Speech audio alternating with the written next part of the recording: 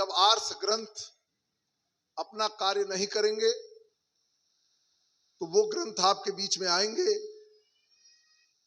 जिस ग्रंथ का कोई औचित्य नहीं है, कोई वजूद नहीं है, कोई अस्तर नहीं है, कोई हकीकत नहीं है। जब भी कोई अन्याय, कोई अनाचार, कोई दुराचार चलता है, जब सच्चे लोग चुप रहते हैं तभी कुछ होता है। अगर सच्चे लोग ये महसूस करें कि मैं ईश्वर का एक वरद पुत्र हूं, हमारे कोई ईश्वर ने कुछ बड़ी सोच के लिए यहां भेजा है, तो निश्चित रूप से उसकी महत्ता को समझते हुए इस नश्वर शरीर से वो अवश्य सोचेगा कि मैं क्या से क्या कार्य करूं। इसको एक कार्यशाला के रूप में आप लें। इंसान गलतियों का पुतला है, संपूर्ण परम पिता परमेश्वर ईश्वर ही है, उसके अलावा कोई नहीं। निश्चित रूप से मैं कहा करता हूं, योजना फेल नहीं करती, व्यक्ति सही योजना बना नहीं पाता। लेकिन यदि सही योजना बनाने वाले मनीषी आपके बीच में हैं, तो वो परम श्रद्धेय माननीय जोशी जी हैं। क्योंकि निश्चित रूप से आप उनसे प्रेरणा लीजिए कि क्या वो शक्ति आपके अंदर नहीं, क्या ऊर्जा आपके अंदर नहीं, क्या वो तेज आपके अंदर नहीं। उन्होंने एक प्लानिंग बनाई, एक योजना बनाया कि हम इस कार्य को करेंगे, और जिस चीज की जिम्मेदारी लिया वो कल की जगह आज की जगह अभी किया। क्योंकि मैं तो कहा करता हूं कि जो जागत है सो पावत है, जो सोवत है सो खोवत है। अभी भी सुबेरा है। आप जो कहते हो कि तरह तरह से बौद्धिस्ट अपना कार्य कर रहा है, जैनिस्ट अपना कार्य कर रहा है। अभी बेलथरा रोड के भाई हमारे बीच में आए हैं। आपके बगल मधुबन के बगल में एक दुबारी जगह पड़ती है। आज से 1 महीना पहले दुबारी में एक मुसलमान लड़के ने एक लड़की को फंसा लिया, और फंसा लेकर के वो लेके चल दिया। और जब वहां के लोगों का फोन आया तो हमने कहा पहले 50 लोगों की बैठक करिए और जिलाधिकारी के पास जाइए, एसपी के पास जाइए। जब वहां सुनवाई नहीं होगी तब बताइएगा। क्यों? कि जो अपनी मदद करता है उसकी मदद परमपिता परमेश्वर करता है। और मैं आपको बताऊं, एसपी डीएम के ऊपर जब प्रेशर बना तो वो लड़की हरियाणा से बरामद हुई, और फिर वहां लोगों ने मिल करके उसका शादी ब्याह कराया। आप चिंतन करें कि हमारे अंदर वो शक्ति अगर इस तरीके से कार्यक्रम हो, इस तरीके से वैदिक विचार हो, इस तरीके से चाणक्य की बातें हो, इस तरीके से गुरुदत्त विद्यार्थी की बातें हो, इस तरीके से स्वामी श्रद्धानंद की बातें हो, इस तरीके से पंडित लेखराम की बातें हो, इस तरीके से लाला लाजपत राय की बातें हो, इस तरीके से श्यामा प्रसाद कृष्ण वर्मा जी की बातें हो, या सुभाष चंद्र जी की बातें हो, तो आप बताओ आपका भी सीना 32 से 38 होगा कि नहीं? तो आप अगर 10 को मोटिवेशन दोगे तो वो मोटिवेशन, वो मिनरल पावर, वो माइंड पावर डेवलप करेगा। अब आप बताओ, जिन क्रांतिकारियों ने काम किया, जिन महापुरुषों ने काम किया, इस शरीर को तो जाना ही जाना है। क्योंकि मैं तो कहा करता हूं कि धन धरणी के बीच में सारा गड़ा रह जाएगा, पशु भी बंधे रह जाएंगे। जब मौत का दिन आएगा, पत्नी भी साथ देगी तेरा मात्र घर के द्वार तक, मित्र दल तुझे मरघट तक पहुंचाएगा, देह भी तेरी चिता में यूं ही जल भुन जाएगी। फिर बोल परलोक में तू किसको साथ पाएगा? आज आर्य समाज वैदिक धर्म का आप चिंतन करें। महर्षि दयानंद का जन्म 1824 में हुआ, और 1857 की जो गदर हुई उसकी प्रेरणा ऋषि दयानंद से हुई। मेरठ की छावनी में बैठ करके पानी पिला रहे हैं, और जब देख रहे हैं कि वो सैनिकों को, तो उनसे बोल रहे हैं, तुमसे जो ये कारतूस मुंह से छिलवाया जा रहा है, ये गाय के मांस का और सूअर के मांस का है। वो जब बोलोगे ना, जब काम करोगे तब बोली निकलेगी। अभी हमारे एक सज्जन हमको ले गए सीओ रुधौली के यज्ञ कराने के लिए। जब यज्ञ कराने के लिए लिए गए तो मैं गया, तो मैंने उनके चपरासी से कहा, अरे भाई जरा घी गरमा दो। तो उसने कहा अरे घी क्यों गरमा रहे हैं, जो उनका चूल्हा है वहां पे मीट मांस बनता है। और वो ब्राह्मण थे वो लेडीज।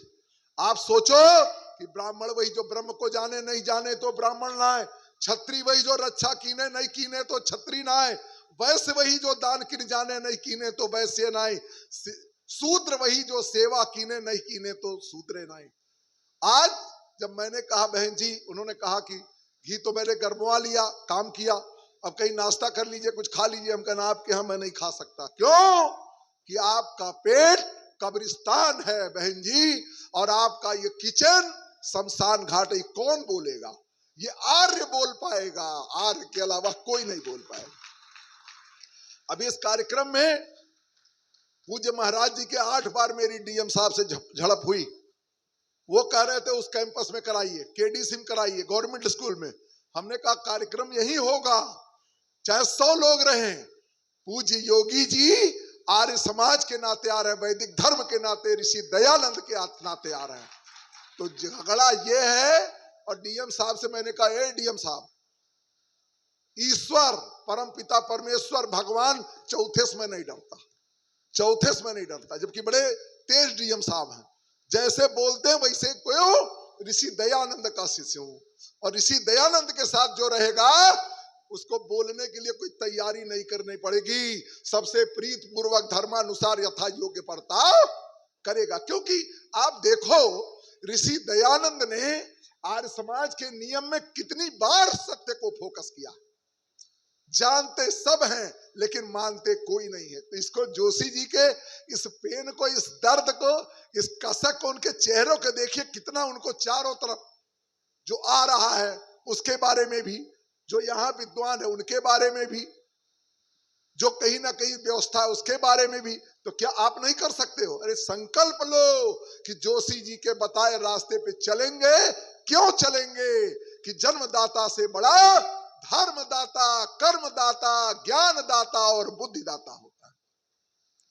अपनी वाणी को विराम देने के पहले इस सत्र के बाद 2 बजे से आर्य वीर दल, आर्य वीरांगना दल का प्रदर्शन होगा। आप चिंतन करो कि माता को तो सब अधिकार है लल्ला बनावे या लल्ली, कुम्हार को तो सब अधिकार है प्याला बनावे या प्याली, सोनार को तो सब अधिकार है बाला बनावे या बाली, और हमारे भी अंदर अधिकार है कि इस देश को हम धरातल में ले जाते हैं कि यदि हम आसमान में ले जाते हैं। मैं आपको फिर से बता रहा हूं, जो कहा गया वीर तुम बढ़े चलो, धीर तुम बढ़े चलो, सामने पहाड़ हो, सिंह की दहाड़ हो, फिर भी तुम डटे रहो। हो सकता है मैं भावनात्मक रूप से कुछ लोगों से कुछ बोल भी जाता हूं, थोड़ा अधिक भी बोल जाता हूं, लेकिन मेरा किसी के प्रति कोई दुर्भावना नहीं रहता, ये बात ध्यान रखिएगा। कोई द्वेष नहीं रहता, लेकिन ये मन का साफ हूं, कोई बात मन में मैं पकाता नहीं हूं, कोई बहुत बड़ी चीज नहीं। इस कार्यक्रम को यदि और लोगों की सहभागिता पूरे मन से जोशी जी की सोच के लोग हो जाते तो इस कार्यक्रम में जो छोटी मोटी कमियां दिखाई दे रही वो नहीं दिखाई देती।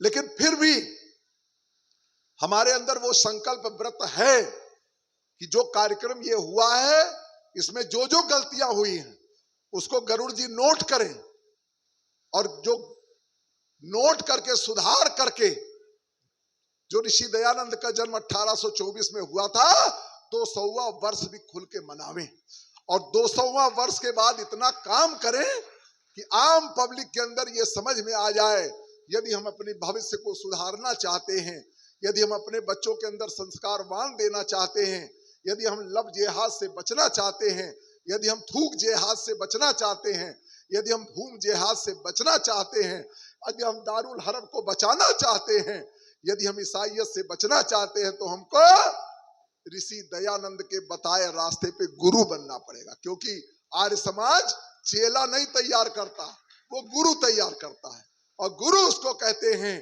जो अंधकार से प्रकाश पर ले चले। मैं दावे के साथ कह सकता हूं, जो लोग यहां बैठे हैं, जितनी देर बैठे हैं, यदि वो बीपी के पेशेंट होंगे, शुगर की पेशेंट होंगे, इतनी अच्छी विचार सुनने के बाद वो बीमारी अपने आप भाग जाएगी, वो स्वस्थ हो जाएंगे, वो निरोगी हो जाएंगे। यदि आप निरोगी होना चाहते हो, यदि आप चाहते हो अच्छे मित्र मिले, यदि आप चाहते हो आपका जीवन सुखद हो, यदि आप चाहते हो जीवन हमारा 100 वर्ष तक जिए, तो मैं बार बार कहता हूं, अच्छा सोचो, अच्छा बोलो, अच्छा करो, अच्छा पाओगे। क्यों कि मैं आपको दावे के साथ कहता हूं, क्रांति किसी एक से होती है, दो नहीं होती है। और नदी की धार में दो लोग बहते हैं, एक बहता चला जाता है उसे 100 कहते हैं, एक उठ के खड़ा हो जाता है उसको शिव कहते हैं। और लोगों के पास काम है, कई लोग अपने कामों में व्यस्त हैं, लेकिन मैं आपको बार बार कह रहा हूं, आर्य समाज का काम करने के बाद, ऋषि दयानंद का काम करने के बाद, वैदिक धर्म के बाद न कोई अभाव होगा, न आपका ज्ञान होगा, न अंधकार होगा। जितने भी संकट हैं उनकी औकात नहीं है कि वो आपके सामने खड़ा हो पावे। बेधड़क लोग आपका नाम सुनते हुए, क्यों, अरे आर्यों चिंतन करो, जज फैसला देता था, गवाही देते थे आर्य समाजी। जोशी जी से प्रेरणा लो। मैं कोई मुंह मीठा मिट्ठू वाली बात नहीं करता हूं, लेकिन हकीकत को न कहना भी झूठ होता। एक जगह यज्ञ कराने गए, दाह संस्कार का यज्ञ था, संस्कार के बाद दक्षिणा की बात आई, हमको दक्षिणा नहीं चाहिए। और ऐसे ऐसे लोग पड़े हैं, बीमार आदमी है, परेशान आदमी है, आर्य समाज का यज्ञ कराने के बाद रुपया लिखते हैं। आपका क्या प्रभाव पड़ेगा? मुझे कोई फर्क नहीं पड़ता, मेरी बात से कोई बुरा माने या अच्छा माने, मेरे सेहत पे कोई फर्क नहीं पड़ता। लेकिन अगर आर्य समाज को बढ़ाना चाहते हो, इस पौध को बढ़ाना चाहते हो, अपनी संख्या को बढ़ाना चाहते हो, तो सबसे पहले अपनी गिरेबान में देखो, अपने देखो, किसी चीज का कोई अभाव नहीं है। आप कार्य करो, हर तरीके से पब्लिक दान देने के लिए तैयार, पब्लिक जुटने की तैयार है, लेकिन आपका जीवन आदर्श होना चाहिए। आपके जीवन में एक ऐसी छवि होनी चाहिए कि खोजे उसके बाद भी कोई कमी न मिले। 8 बार झड़प होने के बाद भी डीएम साहब से मैं एकदम मजबूत हृदय से हूं कि मैं इतना संस्कारिक आदमी हूं, मैं इतना विचारवान आदमी हूं, मैं एक एक काम फूंक के करता हूं, वो खोजेंगे भी तो मेरी कमी नहीं पाएंगे। क्यों? क्योंकि मैं जानता हूं ऋषि दयानंद के सिपाही होने के नाते कि सत्य को ग्रहण करने, असत्य को छोड़ने के लिए सर्वदा उद्यत रहना चाहिए। प्रत्येक को अपनी उन्नति में संतुष्ट होकर सबकी उन्नति में अपनी उन्नति समझी जाइए। मेरा कहने का मतलब यह है, यदि आप इस ट्रेनिंग सत्संग मानोगे, कार्यशाला मानोगे, तो कम से कम 200 जगह पे यदि ऐसा वेद का प्रचार होगा, यदि सत्यार्थ प्रकाश का प्रचार होगा, यदि हमारे बहन रुक्मणी जी ने बताया 13 फायदे यज्ञ का प्रसाद होगा, तो आप बताओ कि कहीं ना कहीं जो लोग जल चढ़ा रहे हैं, जो लोग आज कहीं ना कहीं से तरह तरह से कांवड़ की यात्रा में जा रहे हैं, जो कहीं ना कहीं साईं की पूजा कर रहे हैं, जो रामपाल के पास जा रहे हैं, जो कहीं ना कहीं आसाराम बापू के पास जा रहे हैं, वो क्यों जाएंगे? जरूरत किसकी है? और मैं आपको बता रहा हूं, सच्चा काम करने में बाधाएं जरूर आती हैं, संकट जरूर आता है, लेकिन जब आप खड़ा होगे तो आपको अपनी पहचान बनाने की जरूरत नहीं है, वो पहचान अपने आप बन जाएगी। आप चिंतन करो गुरुदत्त जी को, जिस समय महर्षि दयानंद का प्राण निकल रहा था, क्या स्थिति थी, उसके बाद कितना कठिन दौर गुजरा। सुभाष चंद्र बोस को याद करो, जिस सुभाष चंद्र बोस जब विलायत से पढ़ के आते हैं, कलकत्ता एयरपोर्ट पर डिग्री अपनी फाड़ देते हैं मोमबत्ती से, और उसके बाद वो संकल्प लेते हैं कि मैं भारत की आजादी के लिए लड़ूंगा। सरदार पटेल का चिंतन करो, जो सरदार पटेल ने कहीं कोई समझौता नहीं किया। कहीं ना कहीं से यदि आप जुड़ोगे तो आपको पता चलेगा कि आजादी नहीं, ये सच्ची आजादी तो हमें तब मिलेगी जिस दिन लोकसभा में, जिस दिन राज्यसभा में, जिस दिन विधानसभा में हमारा ओम का पताका फहरेगा। वो फहरेगा कैसे? वो फहरेगा तब जब आपके अंदर एक ओज होगा, जब आपके अंदर एक तेज होगा, जब आपके अंदर आत्मबल होगा, जब आपके अंदर बौद्धिक बल होगा, जब आपके अंदर होगा, क्योंकि आपके शुभ कार्य ही आपको आगे बढ़ाएंगे। और मैं फिर बात आपको बता रहा हूं, अपनी सोच को बदलो, आदमी परखने की ताकत रखो। किसी आदमी से मेरी मुलाकात करा दीजिए, चेहरा देख करके जैसे जोशी बताता है, ना बता दूं तो मेरा नाम नहीं। ये देन कहां से आई, ये गट्स कहां से आया? ये गट्स आया आर्य समाज से, ऋषि दयानंद से। यदि वाकई चिंतन करो, आज 80 जिले हैं, 80 जिले में एक एक जोशी जी तैयार हो जाए तो 80 जोशी जी से जिले में कितनी बड़ी क्रांति आ सकती है। मतलब कितना बड़ा चिंतन उनका था। किसी का मोह नहीं, ओम प्रकाश चले ना चले, मेरी कुछ मजबूरी थी, मैं 27 तारीख को बेंगलोर जाना था, मैं गया भी नहीं। 2 को आना, उन्होंने कहा आप जा सकते हैं। मेरा कहने का मतलब यह है, जब आदमी के अंदर संकल्प होता है, जब आपकी नीयत साफ होती है, जब आपका व्रत होता है, जब आप ईश्वर विश्वासी होते हैं, जब आपके अंदर एक जज्बा पैदा होता है, मैं बड़े से बड़े काम को आप मुट्ठी में दाएं बाएं से कर लेते हैं।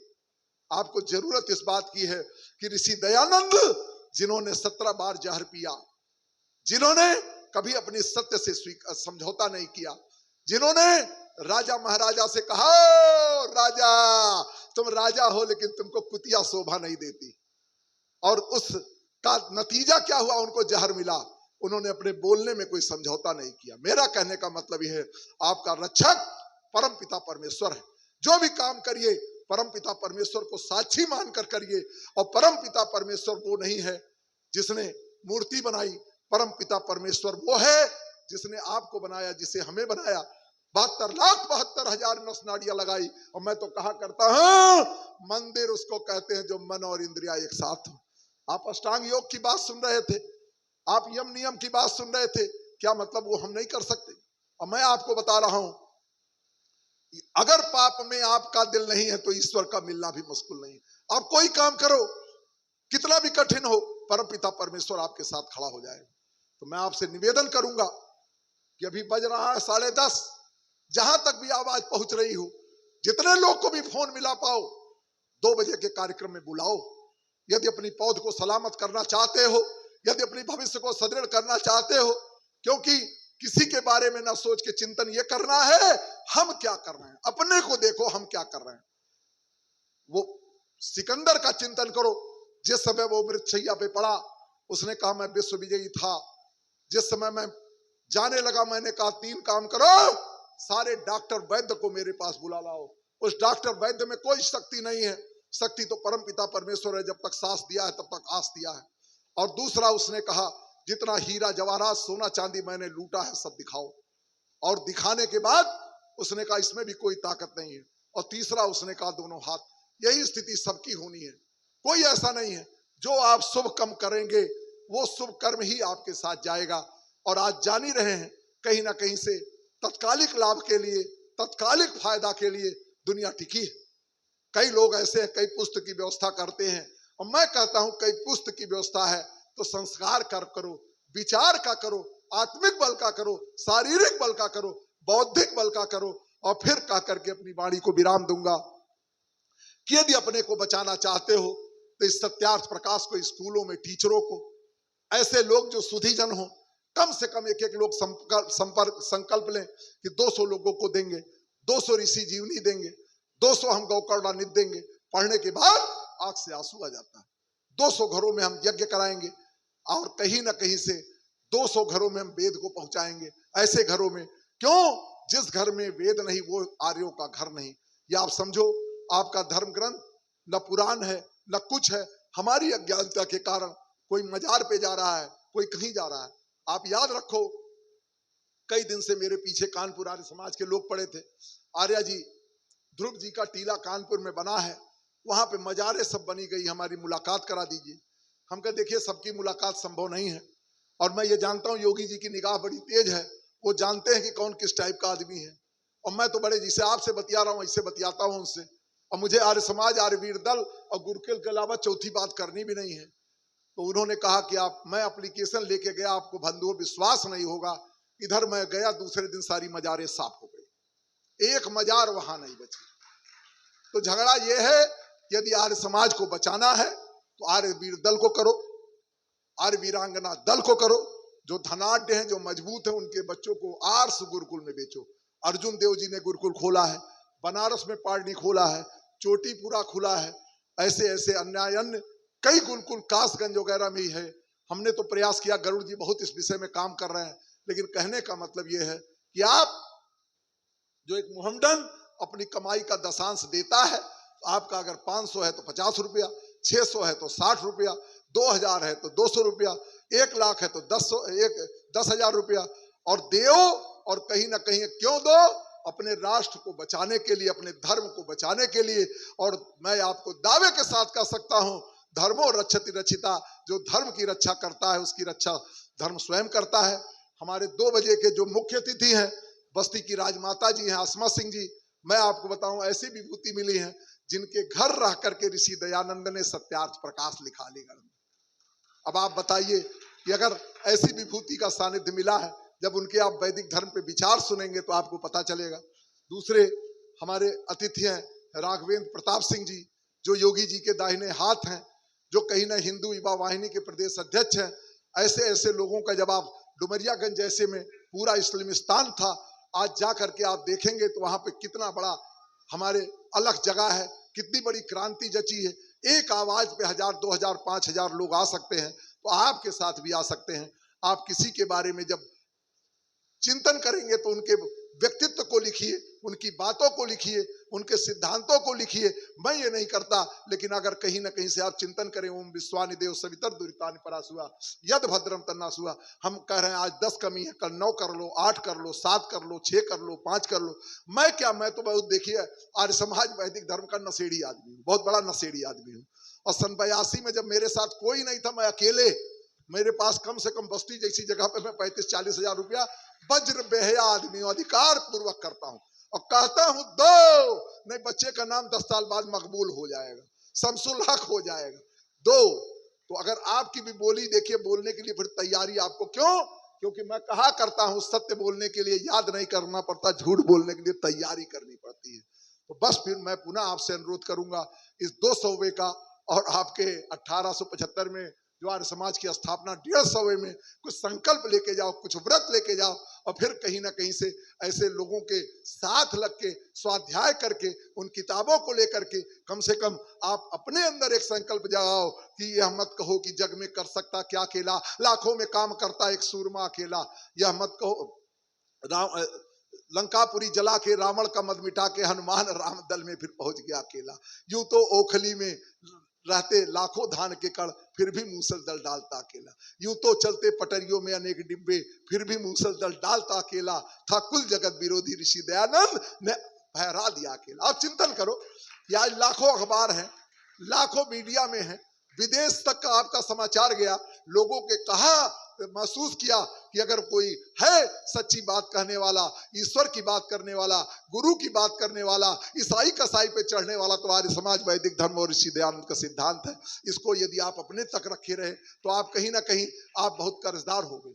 आप और कर्जा हमेशा 3 चीज से डरा करो, कर्ज, मर्ज, फर्ज। यहां से एक जिम्मेदारी लेके जाओ जोशी जी से, क्योंकि आप प्रेरणा लीजिए, उसके बाद भी चेहरा एकदम चेहरे पे तेज, कहीं भी मुस्कान, हर आदमी से हंस के बाद ये प्रेरणा आखिर कहां से है? वो प्रेरणा भी मैं आपको बता रहा हूं। आधा खाइए, दुगना सोइए, तिगुना पीजिए, चौगुना हंसिए, रोग शोक के पास न बसिए। ओम सम।